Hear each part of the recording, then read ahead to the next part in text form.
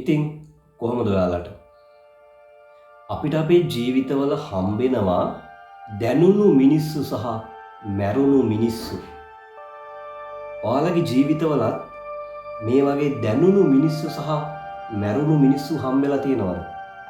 ඇත්තටම කවුද මේ දැනුණු මිනිස්සුයි මැරුණු මිනිස්සුයි කියන්නේ? මෙයාලා කොහොමද අපේ ජීවිතවලට තීරණාත්මක සාධක වෙන්නේ?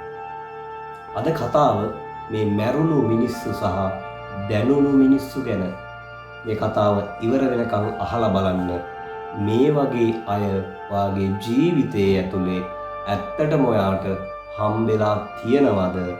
මේ අය කොහොමද වාගේ ජීවිතේට බලපෑමක් වෙන්නේ කියන කාරණය හම්බෙලා තියෙනවා නම් කමෙන්ට් එකක් දාගෙන යන්න වීඩියෝ එක අවසානයේ. අපේ subscribe කරලා නැත්නම් අනිවාර්යෙන් subscribe කරගෙන යන්න. ඉතින් එහෙනම් කතාව ඉවර වෙනකන් අහලා බලන්න.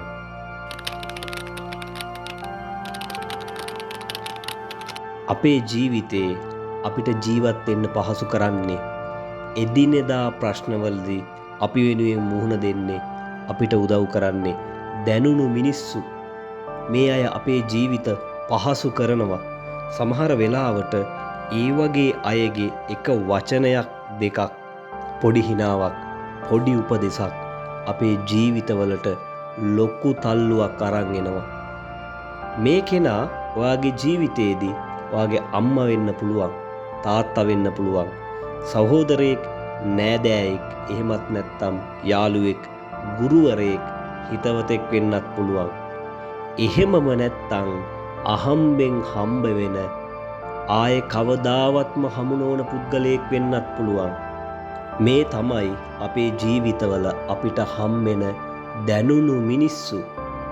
හැබැයි එහෙම අය අපිට මුණ ගැහෙන්නේ හරිම අඩුවෙන්. ඒත් අපිට ජීවිතේ වැඩිපුරම මුණ ගැහෙන්නේ මැරුණු මිනිස්සු. මේ අය හරි අමුතුයි. එයාලා ජීවත් වෙන්නෙත් නෑ, අපට ජීවත් වෙන්න දෙන්නෙත් නෑ. එයාලට පුළුවන් ඕනෑම ලස්සන අවස්ථාවක් එක වචනයකින්, එක හැසිරීමකින් විනාශ කරලා දාන්න. එයාලගේ තියෙන නරක ගති, එහෙම නැත්නම් බෝරිං ලයිෆ් ස්ටයිල් එක අපිට බෝ කරන්න එයාලට පුළුවන්. තමන්ගේ සමීපම අයගේ විතරක් නෙවෙයි, ජීවිතේටවත් දැකලා නැති කෙනෙක්ගේ ජීවිතයක් උනත් අවුල් කරන්න මේ මැරුණු මිනිස්සුන්ට පුළුවන්.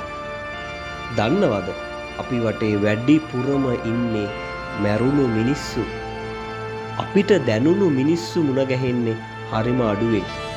සමහර විට ජීවිත කාලෙටම එකම එක දැනුණු මිනිස්සයයි අපිට හම්බෙන්නේ.